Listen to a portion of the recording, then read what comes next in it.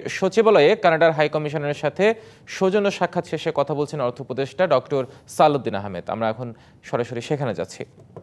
আমি কিছু বলবো না, এটা নিয়ে আর আমার কমেন্ট জানতে চাই না। আপনি কি তাহলে লোন শোধের জন্য আরো বেশি সময় হ্যাঁ তাই না, আমরা বলেছি না,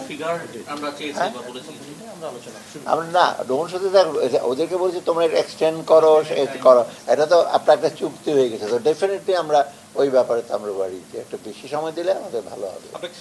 সময় চেয়েছি স্যার, বেশি সময় কতদিন এটা কি আমরা চেয়েছি?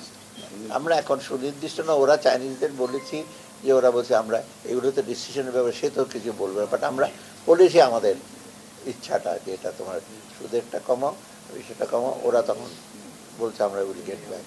আর সর্বশেষ যে সমঝোতাগুলো হয়ে গেল 20-22টা যেটা জুলাই মাসে, সেগুলো কি সব বহাল থাকবে না আমরা রিভিউ করবো বা বাতিল করবো এরকম কিছু? না, সেগুলো আমরা এখন নেই, এটা হাই লেভেলে কমিটিতে ইস্যুগুলো ডিসকাস করবো, আমরা বাতিলও করিনি, আমরা ইস্যু করিনি, তাই না? কি আমরা কি আমরা তো এটা তো আমি এই ডিসিশনগুলো আমি এগুলো তো আমাদের আলাপ হবে, ক্যাবিনেটে আলাপ হবে তারপরে।